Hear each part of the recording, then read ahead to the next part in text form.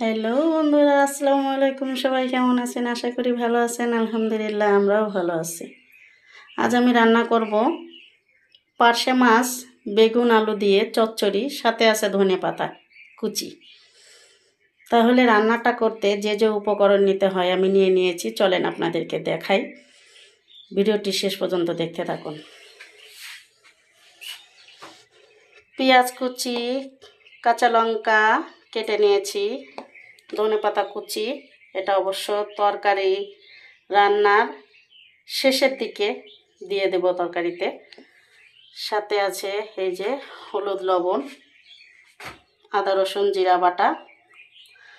আর এই তো সেই পার্শে মাছ। মাছটা বেশ কিছুদিন ধরে রান্না খেতে মন চাচ্ছিল, কিনে নিয়ে আসছি। আজ রান্না করছি, আপনাদের সাথে শেয়ার করছি। আলু বেগুন। এবার আমি রান্নাটা করব।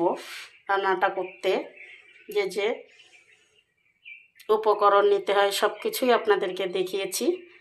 এখন তরকারিটা কিভাবে হাত মাখা করে চড়াই সেটাই আপনাদের দেখাবো।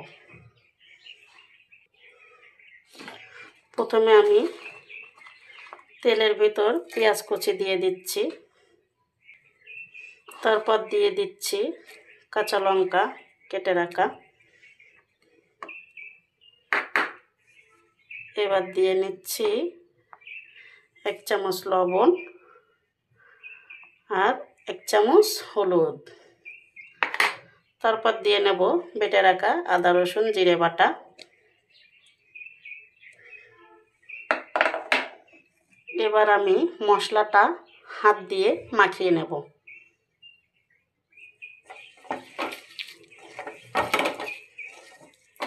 আমার ভাই ক্যামেরাম্যান নেই, আমি এক হাত দিয়েই কাজ করি, এক হাত দিয়েই ফোন ধরে ভিডিও করি।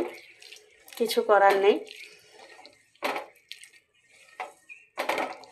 কোনো কিছুতে সফলতা আনতে গেলে কষ্ট তো করতেই হবে, তাই না বন্ধুরা? এটা আমি বলছি, আর আপনারা কি বলছেন জানি না। মশলাটা মাখিয়ে নেওয়া হয়ে গেছে। এখন আমি দিয়ে দেব পার্শে মাছগুলো। পার্শে মাছগুলো আমি মাখিয়ে নেব। মাখিয়ে নেওয়া হয়ে গেছে। এখন আমি কিছুটা পানি দিয়ে দেব।